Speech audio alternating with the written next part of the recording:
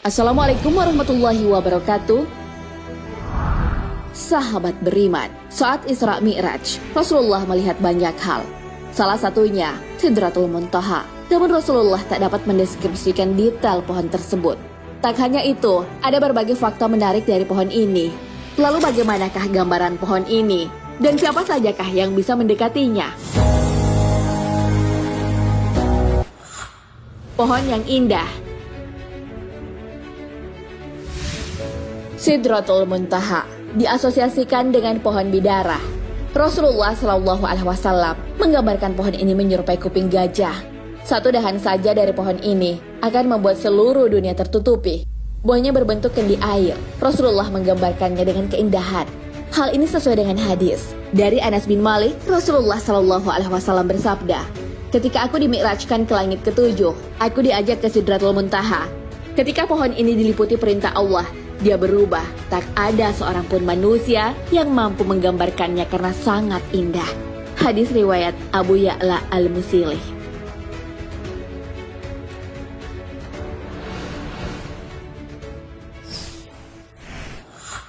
Sidratul Muntaha terbuat dari emas. Pohon ini juga digambarkan terbuat dari emas, dahannya dari zamrud dan rubi. Dari akarnya keluar dua sungai yang ada di dalam syurga dan dua di luar syurga. Sungai luar yang dimaksud adalah sungai Nil dan Eufrat. Jarak antara ujung bawah ke puncak pohon ini adalah 150 tahun perjalanan. Bahkan, penunggang kuda melintasi bayang-bayang pohon ini selama 100 tahun. Hal ini sesuai hadis Rasulullah Shallallahu Alaihi Wasallam. Dari Asma binti Abu Bakar radhiyallahu an, beliau mendengar Rasulullah Shallallahu Alaihi Wasallam menjelaskan tentang Sidratul Muntaha. Orang yang naik kuda baru bisa melintasi bayang-bayangnya selama 100 tahun.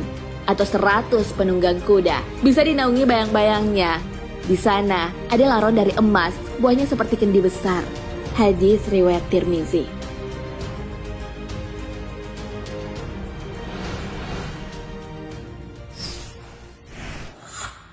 Letak Sidratul Muntaha. Pohon ini tumbuh di langit ke-6 dan menjulang sampai langit ke-7. Ia adalah ujung dari semesta, terletak di tempat yang tinggi. Hal ini sesuai dengan hadis Rasulullah Shallallahu Alaihi Wasallam. Sidratul Muntaha adalah pangkal dari semua yang tinggi. Hadis riwayat Ibnu Mas'ud. Sidratul Muntaha juga berdekatan dengan syurga. Hal ini sesuai dengan firman Allah dalam Al-Quran, yaitu di Sidratul Muntaha, di dekatnya ada syurga tempat tinggal. Al-Quran Surah An-Najm ayat 14 hingga 15.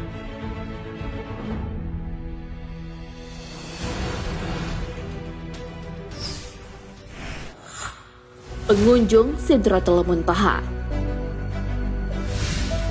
Saking istimewanya tempat ini, tak ada yang bisa masuk, bahkan malaikat Jibril pun.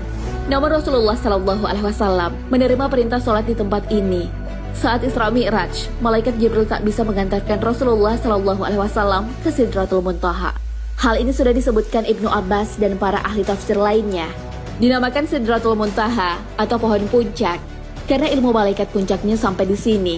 Tidak ada yang bisa melewatinya kecuali Rasulullah Shallallahu Alaihi Wasallam. Dan diriwayatkan dari Ibnu Mas'ud radhiyallahu an bahwa dinamakan Sidratul Muntaha karena semua ketetapan Allah yang turun, pangkalnya dari sana dan semua yang naik, ujungnya ada di sana. Ta'liqat ala Sahih Muslim.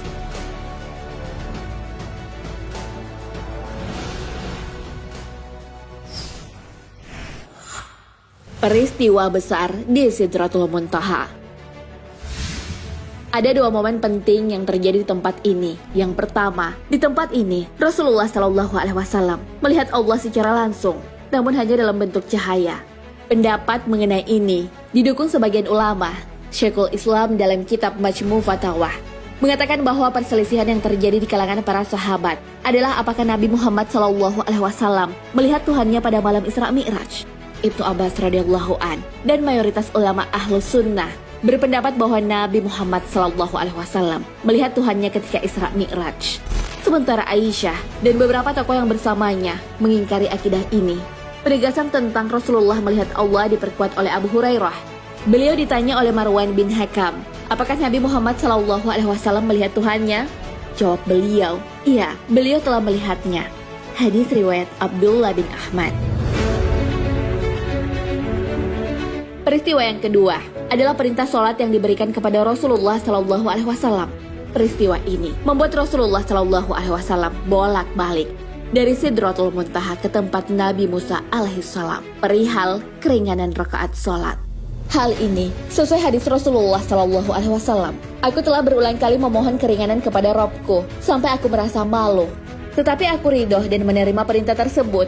Beliau melanjutkan, setelah aku melewati Musa, terdengarlah suara seruan, telah kusampaikan kewajiban kalian atasku, dan aku berikan keringanan untuk hamba-hambaku.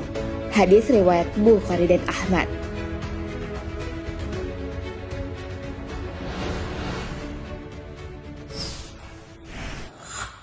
Jumlah daunnya sama dengan makhluk hidup.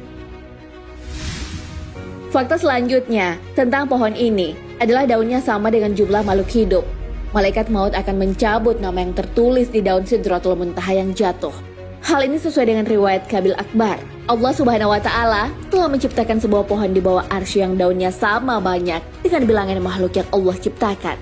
Jika seseorang itu telah diputuskan ajalnya, umurnya tinggal 40 hari dari hari yang diputuskan, maka jatuhlah daun itu kepada para malaikat maut. Taulah bahwa dia telah diperintahkan untuk mencabut nyawa orang yang tertulis pada daun tersebut. Sahabat beriman, itulah beberapa fakta tentang Sidratul Muntaha. Keindahannya tak bisa digambarkan dengan detail, karena hanya Allah yang tahu. Begitu juga, tak sembarang makhluk yang bisa mengunjunginya. Peristiwa besar dan penting pun terjadi di sana. Fakta-fakta ini hendaknya bisa meningkatkan ketakwaan kita kepada Allah Subhanahu wa Ta'ala. Ketakwaan adalah sebuah kewajiban yang diemban oleh seorang hamba. Walaupun bertakwa adalah kewajiban, Allah akan membalasnya dengan kebaikan. Hal ini telah disebutkan dalam firman-Nya. Jikalau sekiranya penduduk negeri-negeri beriman dan bertakwa, pastilah kami akan melimpahkan kepada mereka berkah dari langit dan bumi.